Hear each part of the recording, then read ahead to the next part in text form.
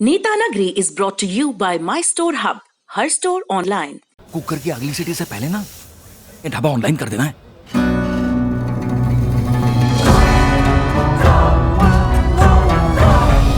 हम हो गए ऑनलाइन।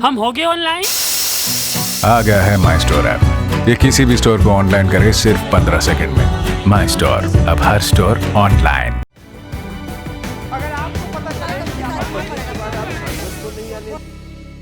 नेता नगरी में अब बात होगी महाराष्ट्र की, जहां पे एक शहर के नाम को बदलने को लेकर महाविकास अघाड़ी सरकार में दरार की बात हो रही है। हम बात कर रहे हैं वरिष्ठ पत्रकार साहिल जोशी से। स्वागत है सर आपका, शुक्रिया हमें वक्त देने के लिए। धन्यवाद, थैंक यू सर। 6 दिसंबर को उद्धव ठाकरे जो सीएम हैं वो एक बयान देते हैं, वो बात करते हैं कि किस तरह औरंगाबाद का नाम बदलने के लिए संकल्प पारित हो गया है दोनों सदनों से, और उसके बाद अब ये केंद्र की जिम्मेदारी है कि शहर का नाम बदला जाए, एयरपोर्ट का नाम बदला जाए।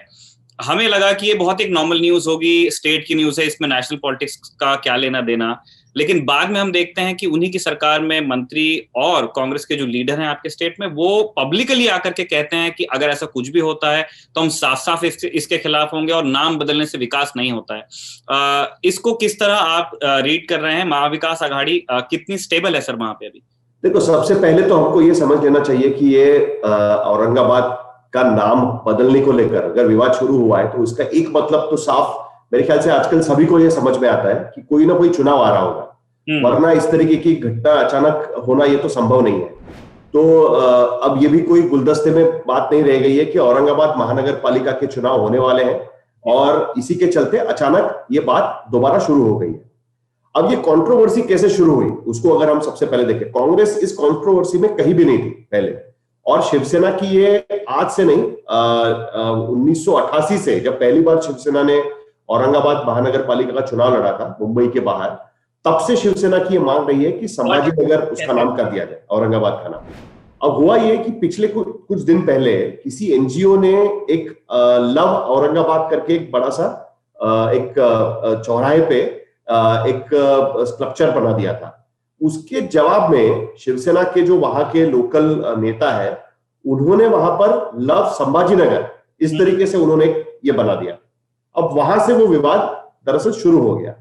उसके बाद कांग्रेस की ये भूमिका रही है कि नाम बदलने की जरूरत नहीं है, तो जाहिर सी बात है कि कांग्रेस ने उनको याद दिलाया कि कॉमन मिनिमम प्रोग्राम में नहीं है, तो ये नाम बदलने के इसमें जाने की कोई जरूरत नहीं है। लेकिन अब हुआ ये कि चूंकि चुनाव वहां पर आ रहे हैं धीरे धीरे और शिवसेना का कब्जा रहा है औरंगाबाद महानगर पालिका पर, जिस तरीके से मुंबई महानगर पालिका पर रहा है, तो वो जाने नहीं देना चाहते उस महानगर पालिका को। तो उनको लगा कि अब ये मामला पकड़कर बैठना ही राजनीति में मतलब एक अच्छा दाव हो जाएगा। तो उसको लेकर शिवसेना ने जो मंत्रिमंडल की बैठक हुई उसमें उन्होंने प्रस्ताव पारित किया कि औरंगाबाद के जो एयरपोर्ट है उसका नाम बदलकर संभाजीनगर छत्रपति संभाजी महाराज एयरपोर्ट कर दिया जाए, और जाहिर सी बात है कि वो केंद्र सरकार ही कर सकती है, तो उन्होंने उनके पाले में डाल दिया। अब बीजेपी इस पे कूद गई। उसके साथ साथ औरंगाबाद में एमआईएम काफी ताकतवर है, तो जाहिर सी बात है कि एमआईएम भी इसमें कूद गई है, और अब ये मामला चौतरफा हो गया। तो उसके बाद हुआ ये कि बेसिकली जो उद्धव ठाकरे यानी चीफ मिनिस्टर ऑफिस से जो ट्वीट जाती है, उस ट्वीट में उन्होंने क्या किया कि संभाजी नगर और सामने लिख दिया या कॉमा में डाल के औरंगाबाद इस तरीके से लिखा। अब औरंगाबाद का नाम अधिकृत तौर पर संभाजी नगर नहीं हुआ है, ठीक है, लेकिन फिर भी उन्होंने जानबूझकर ये डाला। उनको पता था कि कांग्रेस को रिएक्ट करना पड़ेगा, कांग्रेस के मंत्रियों ने रिएक्ट किया, फिर ये बताने की कोशिश हुई कि गलती से वो डल गया है करके। लेकिन अब कोई छोटा मुद्दा निकाल करके कि वहां के कोई अस्पताल में हम नई भर्ती कर रहे हैं, तो उसका नाम उसका प्रेस रिलीज निकालने के वक्त भी सीएमओ की तरफ से जानबूझकर संभाजीनगर और इस पे औरंगाबाद इस तरीके से डाल के उन्होंने उसको रिलीज किया।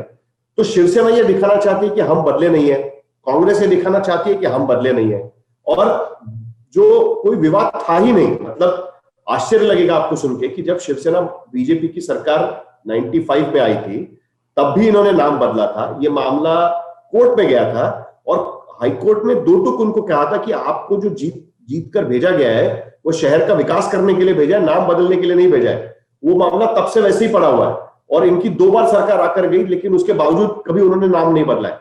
अब अचानक ये शुरू हो गया है क्योंकि महानगर पालिका के चुनाव है, शिवसेना चाहती है कि अपना रुतबा बना रहे, उनको लगता है कि कोई दूसरा लेके जाएगा, उसके बजाय हम ही उस चीज को मुद्दा बना ले। दूसरी तरफ कांग्रेस है कि जो अब दोबारा औरंगाबाद में अपना कहीं पांव लग सकता है क्या वो देख रही है, उन्होंने भी तुरंत उसको रिएक्ट कर दिया है। और अब दोनों के बीच में मैं इस शब्द का इस्तेमाल करूंगा कि नूरा कुश्ती चल रही है। सरकार इस मुद्दे पर गिरेगी ऐसा लगता नहीं है, क्योंकि ऐसे मुद्दों पर सरकार कभी गिरती नहीं है। सरकार जी साहिल जी, आप जो बात कह रहे हैं कि छोटी सी बात थी और बड़ी हो गई, पर कई जानने वालों का ये कहना है कि बात तो कई दिनों से खदबदा रही थी, उसको निकासी ये औरंगाबाद और संभाजी नगर वाले प्रकरण से मिल गई। चीजें उतनी भी स्मूथ नहीं है जितनी हर कोई प्रोजेक्ट करना चाहता है प्रेस कॉन्फ्रेंस में। खासतौर पर कांग्रेस की तरफ से जिन नेताओं ने उस समय पैचअप वर्क किया था दिल्ली से जाके, चाहे वो अहमद पटेल हो, चाहे गुलाम नबी आजाद या दूसरे लीडर हो, उनका अहमद पटेल गुजर चुके हैं, गुलाम नबी आजाद यहाँ पर अपनी ही एक जो पार्टी की टसल है उसमें जूझ रहे हैं। तो केंद्र का कोई वैसा दखल नहीं है। जो राज्य के नेता है उनको ये लग रहा है कि सब मोटा मोटा जो हिस्सा है वो तो चला गया एनसीपी और शिवसेना के पास, हमारे पास बची है कतरन। जैसे वो एक शुक्रवार की व्रत कथा में होता है कि जो बेरोजगार बेटा है उसको जूठन वाली रोटी दे दी जाती है। तो उनको लग रहा है कि वो कैसे असर्ट करें खुद को, और शिवसेना उस डाइकोटमी में फंसी है कि हम अपने न्यूक्लियस को ना छोड़ें लेकिन कांग्रेस और एनसीपी के साथ मैनेज भी करें, लेकिन कल को बीजेपी ये भी धप्पा न मार दे आके कि देखो अब ये हिंदुत्ववादी नहीं रहे। So they are any which way walking on a tight rope, and people said कि ये एक जो औरंगाबाद वाला मैटर आया इसमें Uddhav wanted to assert himself कि ठीक है पुश एंड पुल चलेंगे, लेकिन एक पॉइंट के बाद आपको भी सुनना पड़ेगा। और कई लोगों ने कहा कि ऐसा ही स्टांस मनमोहन सिंह ने लिया था न्यूक्लियर डील के दौरान, साहब सरकार रहे या जाए अभी तय कर लिया, हमारी भी कोई बात है तो ये हो के रहेगा nuclear deal. Is it something like that? और हम सेना की उस मतलब शिकायत जो अंदर खाने वो लोग बात करते हैं उसको भी समझना चाहते हैं कि जैसे उनकी एक शिकायत है कि संजय राउत तो नेशनल टीवी पे आके सेकुलरिज्म डिफेंड कर रहे हैं, हम अपनी तरफ से बहुत आउटरीच कर रहे हैं, भाई हम जहां से आते हैं, हम जिस विचार परंपरा से आते हैं, लेकिन कांग्रेस का दिल उतना बड़ा नहीं हो पा रहा है, हमको अकोमोडेट नहीं कर रहे हैं वो। देखो ऐसा है कि मतलब मुझे लगता है कि पेपर पर तो ये एनालिसिस ठीक है, क्योंकि ये तो जो दिख रहा है वो जिस पर हम बात कर रहे हैं, लेकिन रियलिटी में जब सरकार चलती है तब इस तरीके से होता नहीं है। सबसे पहले तो जब तीन पार्टियों की सरकार होती है तो वो कभी भी स्मूथ नहीं चल सकती। उनमें भले आप विचारधारा का, कांग्रेस एनसीपी में कौन सा विचारधारा की लड़ाई थी, लेकिन फिर भी उनकी सरकार में भी झिकझिक होती रही, हमेशा से उनकी तकलीफ होती रही, तो इसके वजह से वो बात अलग है। अब रही बात कि क्या अहमद पटेल के जाने से या बाकी किसी के जाने से सरकार पर कोई फर्क पड़ेगा? देखिए क्या है, कांग्रेस के जो नेता है ना, आज की स्थिति में उनको जो सत्ता मिले वो चाहिए, क्योंकि आसानी से उनका सत्ता मिलने वाली है नहीं। और महाराष्ट्र में तो उन्होंने कभी सोचा भी नहीं था कि उनके लोग मंत्री बन सकते हैं। और दूसरा क्या है कि कांग्रेस के जितने विधायक जीत कर आए ना, उसमें एक बहुत बड़ा हिस्सा मराठवाड़ा से है, जिसमें औरंगाबाद शहर आता है, जिसकी हम कह सकते हैं कि मराठवाड़ा की कैपिटल औरंगाबाद है। तो वहां के जो मंत्री है ना, वो नहीं चाहते कि ये मुद्दे पर हम सरकार से बाहर निकले। देखिए न्यूक्लियर डील ये बहुत बड़ी बात है। औरंगाबाद नाम का शहर का नाम चेंज करना कि नहीं करना, उससे महानगर पालिका के चुनाव पे असर पड़ सकता है, लेकिन सरकार गिरेगी क्या? तो नहीं गिरेगी। ये सभी पार्टियों ने बहुत सारा यूटर्न लिया हुआ है 2019। साहिल जी, कोई ये नहीं कह रहा कि सरकार गिरेगी, मैं ये कह रहा हूँ कि जो दरारें हैं वो थोड़ी सी चौड़ी हो गई है। जाहिर सी बात है अभी सरकार चलेगी कुछ महीने और, देखो, लेकिन ये जो एक एड ऑन होती रहती है चीजें। देखो दरारें तो पहले से हैं। जब सारे ये दोनों पार्टियां एक दूसरे के साथ सरकार बनाने जा रही थी तो उनको पूरी तरीके से पता था कि हम किस चीज में कूद रहे हैं। उनको पता था कि शिवसेना, देखिए शिवसेना कितनी भी कोशिश करे वो हिंदुत्व का टैग मिटा नहीं सकते। वो कभी खुलकर ये बोल नहीं पाएंगे कि नहीं नहीं ये सब झूठ है, बकवास है, हम तो एक बार फिर सेक्युलरिज्म के नाम पर चलना चाहते हैं। जब इस तरीके की बातें होती है ना, तो बेस्ट ऑप्शन क्या होता है पार्टियों के पास? तो लोगों को कंफ्यूज करो, इस तरीके से इस तरफ भी बात करो, उस तरफ भी बात करो, और यही कोशिश दोनों की तरफ से चल रही है। देखिए ये मैं नूरा कुश्ती शब्द का इस्तेमाल इसलिए कर रहा हूं कि जो मुझे दिखता है बेसिकली ये सोची समझी रणनीति है दोनों के बीच में। जो अक्सर आरोप लगाया जाता है एमआईएम और बीजेपी के बीच में कि दोनों की सोची समझी रणनीति होती है कि दोनों एक दूसरे के साथ झगड़ते रहते हैं, और उससे होता यह है ना कि जिनको तीसरे किसी पार्टनर को उस लड़ाई में कोई जगह ही नहीं मिलती। ये दोनों ही इतना हिस्सा ले लेते हैं झगड़े में क्योंकि देखिए औरंगाबाद का मसला निकलता तो होता क्या, सबसे पहले तो इसमें एमआईएम कूद पड़ती, ठीक है, उसके बाद बीजेपी जाहिर सी बात है कूद पड़ती ही पड़ती, लेकिन तो उससे पहले ही इन दोनों ने इस मुद्दे को झपट लिया, दोनों ने अपनी अपनी पोजीशंस ले ली। अब जिसको इसके तरफ, क्योंकि दोनों का गठबंधन तो होना नहीं है महानगर पालिका के चुनाव में, अब दोनों ने पोजीशंस लेके रखी हुई है, तो उसका फायदा उनको कहीं ना कहीं होगा, ये सोच के ये लोग दोनों इस बात को ये कर रहे हैं। और सबसे बड़ी बात, जब ऐसे मुद्दे निकलते हैं ना, तब जो एक्चुअल मुद्दे हैं महानगर पालिका के, वो दरकिनार अपने आप हो जाते हैं और उसका सबसे बड़ा फायदा होता है जीतने के लिए, क्योंकि औरंगाबाद में अगर लड़ाई होगी तो शिवसेना बनाम बीजेपी की होगी। अब ऐसे में बीजेपी ने खुद से तो ये मुद्दा नहीं उठाया औरंगाबाद संभाजीनगर का, ये मुद्दा अगर नहीं होता तो बीजेपी क्या मुद्दा उठाती? बीजेपी मुद्दा उठाती शहर की सड़कों का, बीजेपी मुद्दा उठाती औरंगाबाद में कैसी खराबी है, इतने साल से शिवसेना राज कर रही है लेकिन वहां पर कुछ हो ही नहीं रहा है, इस तरीके के मुद्दे निकालती। अब बीजेपी को भी औरंगाबाद संभाजीनगर के बारे में बात करनी पड़ रही है, उस बहाने कांग्रेस उनसे लड़ पा रही है, उस बहाने कांग्रेस उनको सवाल पूछ रही है कि बिहार के औरंगाबाद का भी नाम चेंज कर दो, यहीं के नाम, इसका नाम क्यों चेंज करना है, अगर इतना ही है तो वहां भी आपकी सरकार है। तो पूरा मुद्दा भटकाने में ये मुद्दा काम आ गया है बेसिकली, और ये हमेशा से होता है हर जगह पे। देखो हैदराबाद केस में भी भाग्यनगर का मुद्दा उठा के यहां पर खड़े हो गए थे और सेम चीज यहां पर हो रही है, ठीक है। तो ये बात बहुत साफ है कि बार बार कांग्रेस और शिवसेना दोनों इस सरकार में ये दिखाते रहेंगे कि भले हम दोनों साथ में मिलकर सरकार चला रहे हैं, लेकिन आइडियोलॉजी को लेकर हमारी जो ओरिजिनल पोजीशन है वो हम चेंज नहीं कर रहे हैं, हम उसी आइडियोलॉजी को बिलोंग करते हैं और जब जब सब वक्त आता है तो आइडियोलॉजी के मुद्दे पर हम अपनी बात खुलकर रखते हैं। ये दिखाने की कोशिश यहां पर साफ नजर आती है। हाँ, इसमें उद्धव ठाकरे अपने आप को असर्ट कर रहे हैं, ये दिखता है, तो उसका उद्धव ठाकरे को फायदा है। दूसरी तरफ कांग्रेस के मंत्री अपनी भूमिका पहली बार ओपनली ट्विटर पर लिख रहे हैं कि इस तरीके से औरंगाबाद का नाम हटाना गलत है, वो उनके आइडियोलॉजी के लिए अच्छा है। तो ये दोनों के लिए अच्छा है दरअसल अगर हम देखें तो, और इसीलिए ये खेल खेला जा रहा है जो यहाँ पर मुझे नजर आता है। अच्छा, मैं साहिल जी ये जानना चाहता हूँ apart from this recent couple कि is there any big ticket projects जिनको उद्धव सरकार बहुत एग्रेसिवली पुश कर रही हो, जो उनको लगता हो कि लॉन्ग रन में उनकी पॉलिटिक्स और एज एन एडमिनिस्ट्रेटर उनकी इमेज को मजबूत कर रहे हो? Do you see any such change, any move? देखो और is it about surviving for one more day, for one more month? देखो ऐसा है कि एक बात के लिए तो देवेंद्र फडणवीस को महाराष्ट्र में हमेशा के लिए जाना जाएगा, वो ये कि जो बिग टिकट प्रोजेक्ट्स हैं जैसे इंफ्रास्ट्रक्चर के प्रोजेक्ट, फिर वो मुंबई नागपुर का समृद्धि हाईवे हो या मुंबई के मेट्रो का प्रोजेक्ट हो, वो शुरू करवाने में, मतलब काफी सालों से चल रहा था कि ये प्रोजेक्ट्स होने चाहिए, वो शुरू करवाने में देवेंद्र फडणवीस का बहुत बड़ा योगदान है, इसमें तो कोई डाउट नहीं है। और ये दो सबसे बड़े इंफ्रास्ट्रक्चर प्रोजेक्ट्स हैं, तो नई आई हुई सरकार बिना किसी रोड़े के इन प्रोजेक्ट्स को खत्म भी करे तब भी उनके नाम पर एक बहुत बड़ा नाम, मतलब तब भी हम कह सकेंगे कि बहुत बड़ा काम किया उन्होंने। तो फिलहाल तो ये प्रोजेक्ट्स कंप्लीट करवाना, उसके बावजूद भी देखिए आर्य कॉलोनी का पूरा मसला अभी भी लटका हुआ है, मतलब जिस तरीके से वो कार शेड का प्रोजेक्ट को लेकर अब वो डिले हो सकता है, ये तो बात क्लियरली दिख रही है। तो ये सबसे बड़ी चुनौती रहेगी कि बिना किसी कंट्रोवर्सी में जाए जो लटके हुए प्रोजेक्ट्स हैं वो भी अगर वो पूरा कर दे तब भी बहुत बड़ी बात रहेगी। और दूसरी सबसे बड़ी चुनौती उनके लिए रहेगी कि एडमिनिस्ट्रेशन में जाने के बाद देखिए लोगों के आमतौर पर जो मैंने इतने साल में देखा है कि लोगों की सरकार से उम्मीदें बहुत ही कम होती है, बहुत ही छोटी उम्मीदें होती है सरकार से, उतनी भी अगर वो करने में कामयाब रहे, बड़े प्रोजेक्ट्स तो बहुत दूर की बात होगी।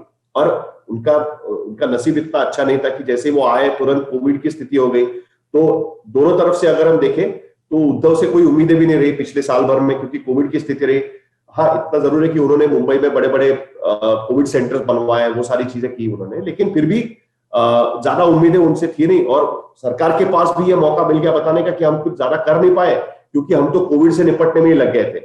लेकिन आने वाले दिनों में अगर हम देखें तो वैक्सीनेशन का प्रोग्राम बहुत बड़ा होगा, वो किस तरीके से इंप्लीमेंट किया जाता है उस पर भी सरकार के काम पर ये उठाया जाएगा और विपक्ष यहाँ पर काफी स्ट्रांग है, तो जिसके चलते उस पर भी ध्यान रहेगा उनका, तो वो उसका इम्प्लीमेंटेशन वो किस तरीके से करते हैं, वो दरअसल 2021 की उनकी सबसे बड़ी चुनौती रहेगी।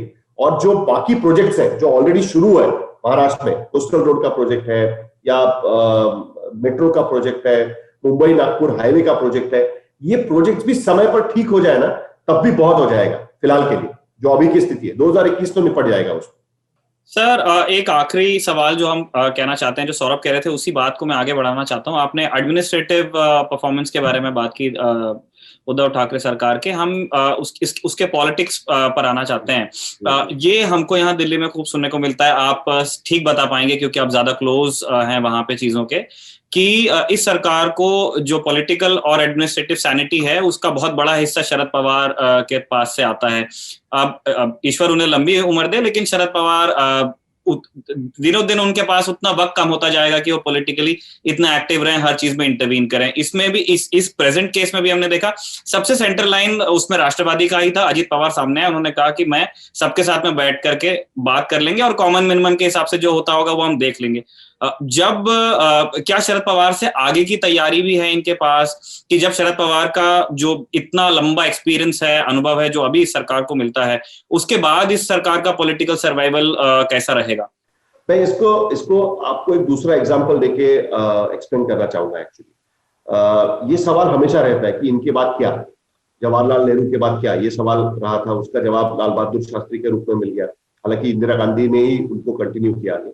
उसी तरीके से बाला साहब ठाकरे के बाद क्या होगा, कई लोगों ने अंदाज लगा के बैठे थे कि शिवसेना टिकेगी नहीं और राज ठाकरे सब कैप्चर कर लेंगे। तब तो राज ठाकरे की तूती बोल रही थी, उनका पॉलिटिकल करियर काफी उफान पर था, लेकिन ऐसा हुआ नहीं। उसी तरीके से आज की स्थिति में हम देखें तो शरद पवार के बिना इस सरकार का टिकना हम करीब करीब नामुमकिन पकड़कर चल रहे हैं आज की स्थिति में, क्योंकि शरद पवार एक्टिव है, कोई है जिसके पास सुनवाई हो सकती है। मतलब कांग्रेस के मंत्री भी उनके पास जाते हैं, शिवसेना के लोग तो उनके पास जाते ही हैं, ऊपर से एनसीपी के लोग को काबू करने में भी शरद पवार का हमेशा रोल रहता है, जैसे अजीत पवार हो या बाकी। अभी सब लोग देख रहे हैं कि अगर ऐसी स्थिति होगी तो क्या करना चाहिए। देखिए, दो चीजें तो क्लियरली दिखती है कि अजीत पवार इस मंत्रिमंडल में आने के लिए खुश नहीं थे, इस सरकार में आने में खुश नहीं थे। ये उन्होंने अपना जो उन्होंने किया पिछले साल उससे साफ ही हो गया कि भले वो बाद में वापस आ गए होंगे, अब डेप्यूटी चीफ मिनिस्टर के तौर पर, फाइनेंस मिनिस्टर के तौर पर काम भी कर रहे होंगे, लेकिन फिर भी उनके मन में क्या था वो उन्होंने साफ कर दिया उनको। तो ये बात तो साफ है, लेकिन वो शांत बैठे हैं क्योंकि शरद पवार वहां पर है, शरद पवार ने उनको दबा के रखा। दूसरी बात ये कि शिवसेना भी एक लिमिट के आगे अपने आप को असर्ट नहीं कर पा रही है, क्योंकि फाइनली कहीं ना कहीं शरद पवार का हाथ ऊपर है। कांग्रेस के नेता भी एक लिमिट के आगे इस सरकार को आइडियोलॉजिकल फ्रंट पे चैलेंज नहीं कर रहे जितना उनको करना चाहिए, क्योंकि अगेन शरद पवार वहां पर है। अब शरद पवार नहीं रहेंगे तो क्या सारे लोग अपने आप को असर्ट करना शुरू कर देंगे, ये बात हमें देखनी होगी। या फिर ये भी हो सकता है कि तब तक इन सारे पार्टियों को एक प्रैक्टिकल रियलाइजेशन हो जाएगा कि अगर हम एक दूसरे के साथ सरकार नहीं चलाएंगे तो बीजेपी हावी हो जाएगी। जितना भी हो, अजीत पवार को इस बात का इल्म हो चुका है कि जितना फ्रीडम उन्हें इस सरकार में मिल सकता है उतना फ्रीडम शायद उनको बीजेपी के साथ नहीं मिल पाएगा। तो ये अगर उनको इल्म हो गया हो तो शायद वो भी अपने जो तरीके हैं वो बदल लेंगे उसमें। तो इसके लिए ये पोस्ट शरद पवार सिनेरियो क्या होगा ये बहुत ही मुश्किल है आज की तारीख में कहना। चीजें बदलती है राजनीति में, जो आज की स्थिति है वो एक साल के बाद नहीं रहती। हो सकता है कि कोई एक पार्टी ज्यादा स्ट्रांग हो जाए, हो सकता है कि कांग्रेस में एक बार फिर राहुल गांधी का युग शुरू हो जाए और राहुल गांधी कहे कि आई डोंट केयर कि हमारी सरकार महाराष्ट्र में रहती है कि नहीं रहती है, आइडियोलॉजिकल फ्रंट पे हम बाहर निकलना चाहते हैं। क्योंकि राहुल गांधी का भी इस सरकार को विरोध था। इस सरकार को बनाने में कांग्रेस के जो यहाँ के विधायक है, यहाँ के नेता है, उनके दबाव की वजह से ये सरकार बन पाई है।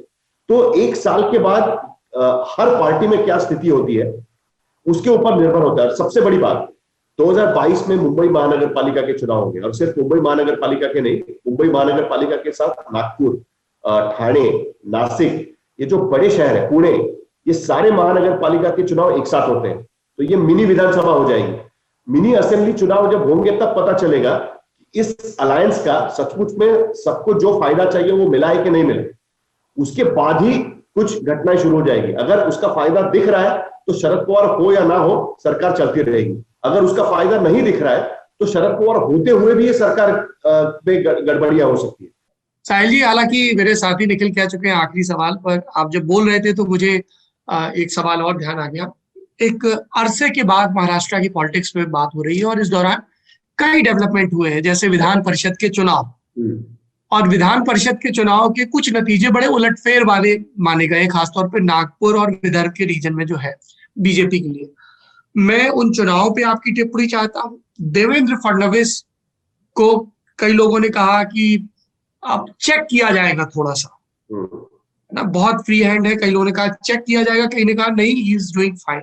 और केंद्र में अगर आप देखें तो एग्रीकल्चर बिल पे जिन दो वॉइसेस को बड़ा सेम माना गया सरकार की तरफ से और वजन भी मिला, एक राजनाथ सिंह और एक नितिन गडकरी। नितिन गडकरी ने खूब एग्रेसिवली इंटरव्यू दिए और एग्रीकल्चर बिल को भी डिफेंड किया और विदाउट शेमिंग एनीबॉडी। तो और गडकरी और फडणवीस की जो पुरानी एक तुम्ही से मोहब्बत तुम्ही से लड़ाई वाला हिसाब किताब है, तो मैं वो जानना चाहता हूं कि नागपुर में हो क्या रहा है। देखो, ये बड़ा इंटरेस्टिंग है जो विधान परिषद के चुनाव हुए हैं। मतलब आज तक मैंने अपनी जिंदगी में कभी विधान परिषद के चुनाव को लेकर इतना यूफोरिया नहीं देखा था, इतना कैंपेनिंग, उसको लेकर इतनी खबरें और ये सब चीजें। लेकिन इस बार उस पर काफी ये हुआ। उस पर दो टेस्ट थे। पहला टेस्ट तो था कि महाराष्ट्र विकास आघाड़ी के सारे पार्टनर्स एक साथ मिलकर चुनाव लड़ते हैं तो क्या वो भारी साबित होते हैं कि नहीं होते हैं। तो वो भारी साबित हो गए, क्योंकि नागपुर की सीट और पुणे की सीट, दोनों सीट बीजेपी को हारनी पड़ी। और जो बाकी सीट है औरंगाबाद की, वो भारी वोटों से जीते, मतलब पहले के मुकाबले भी ज्यादा वोटों से जीते। और दूसरा टेस्ट था खुद देवेंद्र फडणवीस का, क्योंकि देखो, सत्ता मिलने के बाद, सत्ता में रहते हुए, एक चीफ मिनिस्टर के पद पर रहते हुए पार्टी और अपना दबदबा बनाना ये और बात है, और सत्ता में ना होते हुए अपना दबदबा वोटर्स पर और पार्टी पर कायम रखना ये एक और बात है। और सालों साल सत्ता में ना रहते हुए भी गोपीनाथ मुंडे जैसे नेताओं ने अपना दबदबा कायम रखा था राजनीति में। देवेंद्र फडणवीस के लिए ये चुनौती थी कि क्या वो ये रख पाते हैं कि नहीं रख पाते हैं। और उनके सामने और भी ज्यादा चुनौती है, क्योंकि उनकी कास्ट जो है ना, वो उनको सपोर्ट नहीं करती राजनीतिक समीकरण में। ब्राह्मण महाराष्ट्र की राजनीति में 3.25% भी नहीं है, यानी इतने कम परसेंटेज के कास्ट के नेता को बीजेपी ने अपना नेता चुना है महाराष्ट्र में। हालांकि बीजेपी को फिलहाल लगता है कि मोदी जी की लोकप्रियता या नरेंद्र मोदी का जो अपना एक ऑरा है वही काफी है पार्टी को चलाने में। भले फिर हम अपना नेता वहां पर रखेंगे और वो सरकार चलाएगा, भले उसका जो भी नतीजा होगा वो उससे हमें कोई फर्क नहीं पड़ता है। इसके लिए हम इस गणित में नहीं जाना चाहते। इसके लिए ये होने के बावजूद भी, मतलब मुझे ऐसा लगता है कि अगर देवेंद्र फडणवीस के जगह पर दूसरा कोई नेता होता और अगर ये चुनाव हारती बीजेपी, तो हो सकता है कि महाराष्ट्र में सत्ता बदल किया जाता बीजेपी के अंदर। लेकिन फडणवीस का जो केंद्र का जो नेतृत्व है उनका, उसमें जो फडणवीस का वजन है वो एक बार फिर दिखाई दिया है। और कहीं ना कहीं नितिन गडकरी पर चेक रखने में भी देवेंद्र फडणवीस के अलावा बीजेपी के पास कोई और नेता नहीं है कि जो जिसने अपने आप को साबित किया है राजनीति में। तो इसके लिए ये होने के बावजूद भी फडणवीस का जो मतलब ओहदा है महाराष्ट्र की राजनीति में बीजेपी के अंदर, वो अभी भी कायम है। ये तो फिलहाल साफ नजर आ रहा है उसमें, लेकिन ये हमेशा के लिए नहीं रहेगा। जैसे मैंने कहा कि अगर एक के बाद एक रिजल्ट अगर बीजेपी के फेवर में नहीं आए तो कहीं ना कहीं जो फेंसिंग पर बैठे हुए लोग हैं ना, उनका भी सब्र टूट जाता है, तो उस पर दिक्कत हो जाएगी बीजेपी में। इसीलिए आने वाला साल पूरा जो है ना वो बहुत इंपॉर्टेंट रहेगा, क्योंकि 2022 में जैसे ही जो महानगर पालिका के चुनाव के नतीजे आ जाएंगे और उसमें अगर जो उलटफेर चाहिए बीजेपी को वो नहीं हो पाया, या पिछला जो उनका रिजल्ट है वो कायम नहीं रह पाए, क्योंकि पुणे में बीजेपी की सत्ता है, नासिक में बीजेपी की सत्ता है, नागपुर में बीजेपी की सत्ता है, मुंबई में वो ऑलमोस्ट शिवसेना के बराबरी पर है, और इस बार वो कोशिश कर रहे हैं कि उलटफेर यहां पर कर दे। वो अगर नहीं हो पाया तब तो उनके लिए काफी मुश्किल हो सकती है। साहिल जी, इस पूरी बातचीत में हमारे साथ जुड़ने के लिए आपका बहुत बहुत शुक्रिया। Thank you so much. Thank you.